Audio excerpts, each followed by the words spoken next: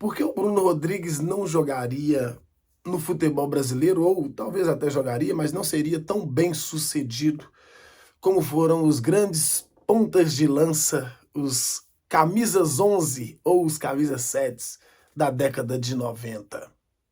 Antes de eu entrar nesse assunto, eu quero te pedir para deixar o seu like. Você que não é inscrito, se inscrever no canal. Graças a Deus estamos conseguindo um alcance muito positivo com essas nossas análises e avaliações, principalmente dentro do aspecto opinativo do jornalismo esportivo. Temos alcançado algumas pessoas e temos uma meta até o final dessa temporada de chegar ao número de 30 mil inscritos. Será que a gente consegue chegar até o final do Campeonato Brasileiro em 30 mil inscritos? Hoje nós estamos com, deixa eu olhar aqui direitinho, nós estamos com 21.662 novos inscritos, quer dizer, inscritos no nosso canal. É um número muito relevante e, óbvio, eu quero agradecer a você que ajuda a disseminar o nosso conteúdo, você que já está aqui há mais tempo e você que está chegando agora. Muito obrigado mesmo. Eu estava hoje, na parte da manhã, pensando e tentando entender o que passa na cabeça do torcedor cruzeirense para poder execrar. E agora há pouco eu abri aqui os comentários do vídeo que eu postei hoje mais cedo, e aliás um vídeo que está com um baita de um sucesso, né? São 5 mil visualizações já, o vídeo da meia-noite passada. 5 mil visualizações, 5.227 visualizações, muito importante isso, muitos comentários positivos referentes ao conteúdo e mais de 1.000 likes, né? Não é fácil, 1.000 likes em um vídeo, não é fácil mesmo. Estamos com mais de 1.000 likes nesse vídeo e 98% like positivo e menos de 2%, 98,9% like positivo e 1,1% de like negativo. 1.053 likes. Muito bom essa marca alcançada. O assunto que me fez discorrer ali os comentários, e eu vi um comentário que me chamou muita atenção. Ele disse assim, me desculpe até quem comentou, porque eu não guardei o nome, e está na outra página ali. Ele disse assim: todo mundo respeita o elenco e aprova o futebol do Cruzeiro, menos o torcedor cruzeirense. É aí que entra aquilo que a gente quer conversar aqui, né? Por que nós temos uma dificuldade muito grande dentro daquilo que nós temos? Dificuldade de reconhecer aquilo que é nosso e valorizar aquilo que nos pertence. Tem uma frase famosa, né, que diz que a grama do vizinho é mais verde do que a minha, e ela fala exatamente sobre isso. É exatamente este assunto que é tratado dentro dessa colocação. A grama do vizinho é mais verde do que a minha, ou seja, o que o outro tem é mais valioso do que o que eu tenho. Dentro desse desenvolvimento introdutório desse vídeo, o que eu estou querendo passar para você aqui é que nós precisamos valorizar mais o que temos. Criticar, temos que criticar dentro das cobranças, dentro da coerência que a cobrança nos compete. Passou da nossa competência ou daquilo que de fato é, nós precisamos apenas aguardar e não trazer algumas opiniões que são infundadas.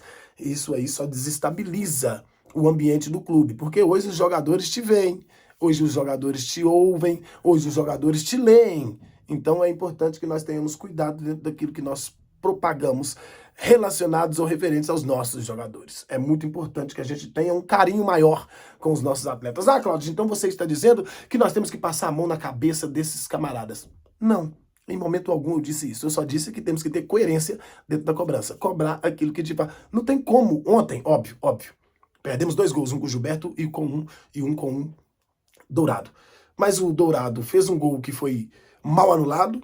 O Dourado cabeceou mal aquela bola na trave, né? Então ele perdeu o gol.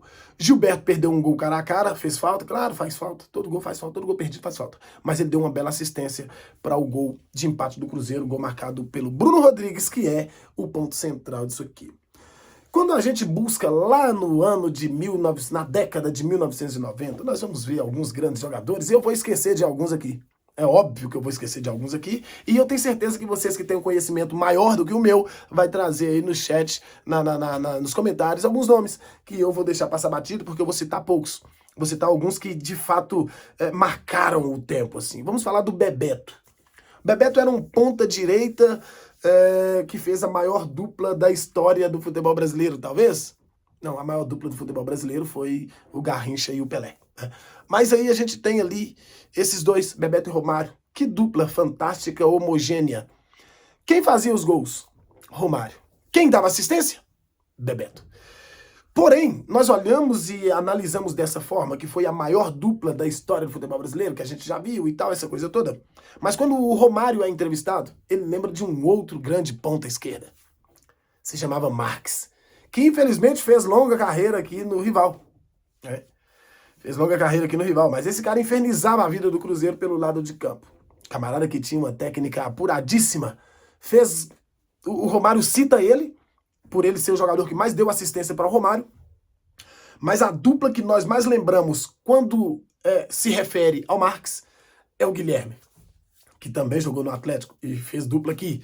E o Marques jogou também no Vasco com o Valdir Bigode, se não me falta a memória. Outra dupla também que infernizava as defesas adversárias. Quem fazia os gols? Guilherme. Quem dava assistência? Marques. O jogador era preparado para isso. Quando você vai para o Cruzeiro, você vai buscar um camisa 11 que se tornou ídolo do Cruzeiro, campeão de Copa do Brasil, jogando demais. Demais mesmo. O nome dele? Roberto Gaúcho. Fez uma dupla de ataque com Marcelo Ramos. Fantástica. Quem fazia os gols? Marcelo Ramos. Quem dava assistência? Roberto Gaúcho. A gente vai buscar uma dupla, um ponta lendário. Joãozinho Bailarino. Caía pelo lado de campo, ninguém segurava. Vestia a camisa do Cruzeiro também. Dava as assistências para o centroavante Zé Carlos. Eu acho que era o Zé Carlos mesmo. Fazer os gols. Você vai buscar o Garrincha, que era também ponta de lança, que dava suas assistências. Aí você busca o Denilson, que já é mais próximo da nossa contemporaneidade.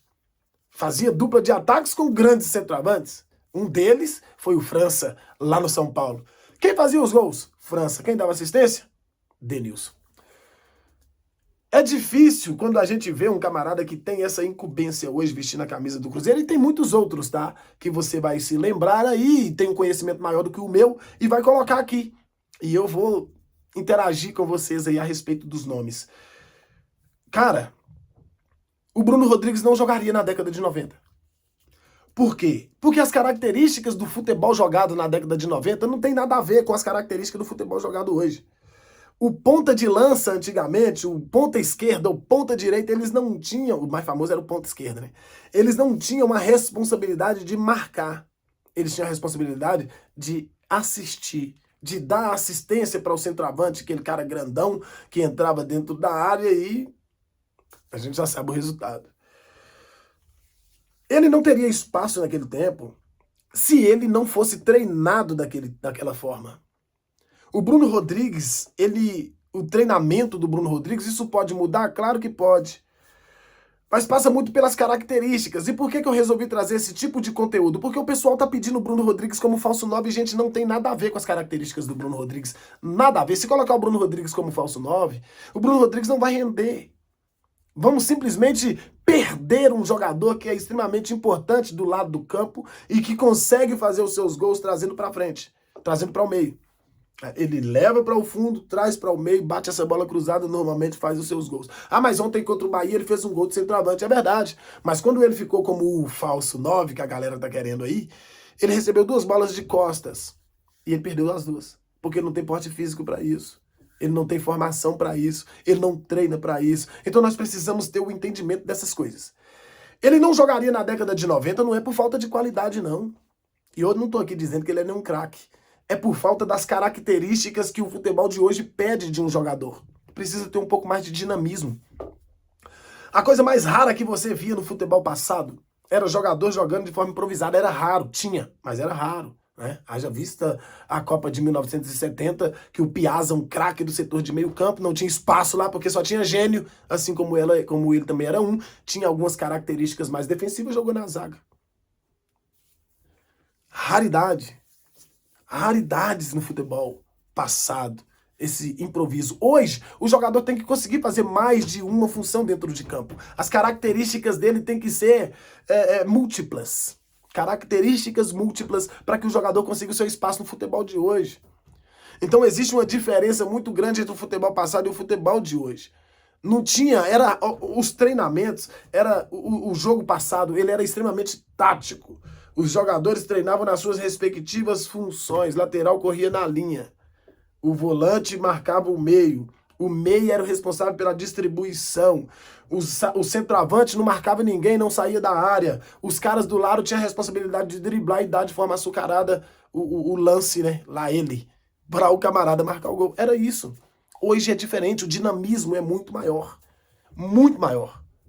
Verdade. E trouxe esse questionamento aqui porque eu ouvi isso. Verdade, ele não jogaria na década de 90 se ele fosse treinado para jogar nos anos 2000. Se ele fosse treinado para jogar na década de 90, ele jogaria por lá.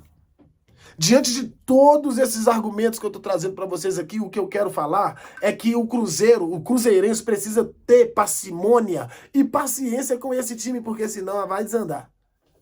Vai desandar. É muito importante que a gente entenda o que nós estamos vivendo. É uma coisa que já está batida e não precisava eu ficar falando isso aqui para vocês. Só que há a necessidade. Precisar é uma coisa, ter a necessidade é outra. Tem a necessidade. Não precisa, mas tem a necessidade. Porque tem muita gente que não quer entender, ou não entendeu, ou esqueceu, ou alguma coisa do tipo. Que é por pouco que nós temos um time para torcer. E não é todo o time do Brasil que tem um jogador como Bruno Rodrigues. É o principal jogador do time? Sim. É o melhor jogador do time? Sim. Está passando por um momento ruim? Sim. Assim como todo mundo passa. Cruzeiro oscilou pela 4ª partida consecutiva no Campeonato Brasileiro. Parece que já está brigando para não cair. Mas não é isso não, torcedor. Tenha paciência com o que é seu e valorize o que te pertence. Porque quando você não valoriza, o vizinho está lá do outro lado olhando e falando: a grama do Cruzeiro é mais verde do que a minha.